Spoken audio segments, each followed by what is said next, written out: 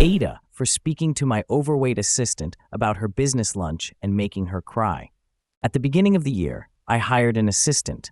We'll call her Amy. Amy is great at what she does, and I even gave her a raise because I felt she was being underpaid for the work she was doing. I've been working on several large deals, so I decided to give Amy the lead on one of them. She did an excellent job. I set up a lunch appointment with the client on Friday and told him I would be bringing Amy since she had been instrumental in working on his account. He didn't have any issue with this, and the lunch meeting went on as planned. During the meeting, Amy was professional, knowledgeable, and did an overall great job. Both the client and I were impressed, apart from one thing. Here's what happened. The client and I both ordered burgers and fries, while Amy ordered a well-done steak, mashed potatoes, steamed veggies, and a side of soup. The client and I finished eating at about the same time, but Amy took another 15 minutes to finish her meal. When the waitress came around asking if we wanted dessert, the client and I declined. Amy, however, ordered cheesecake and coffee. After the meeting, I realized that I hadn't talked to Amy about client lunches before. So, I decided to explain a couple of tips to her.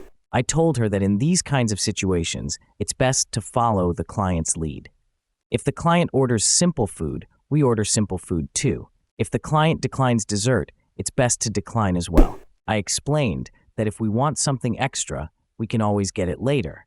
But the lunch itself is about business. Amy didn't take this well. At first, she offered to pay me back for her meal. I told her it wasn't about the money.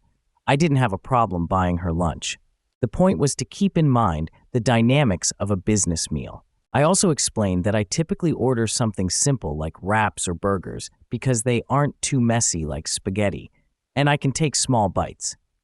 This makes it easier to participate in the conversation or answer questions without creating any awkward gaps. I said that matching the client's eating pace also helps avoid situations where people end up waiting for one another. At this point, Amy started crying and said that it was because she's fat, her words, not mine. I repeated that this was about strategy, not her appearance. I told her that I thought she had great potential and wanted to help guide her. To make her feel better, I shared some of my own past mistakes at client lunches. For example, ordering spaghetti one time and getting it all over my shirt, or the time I ordered first and got a cheeseburger only to find out that the client was vegetarian and visibly disgusted. Even with the examples I shared, Amy was still upset when she left. I now feel like an AH for bringing this up, even though I know my intentions were good. I genuinely think she has great potential, but the situation has made me more concerned about how she takes feedback. Now, I'm wondering if others think I was wrong to bring it up at all.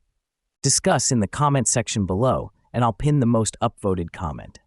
And don't forget to like and subscribe to the channel to hear more stories animated and read by AI.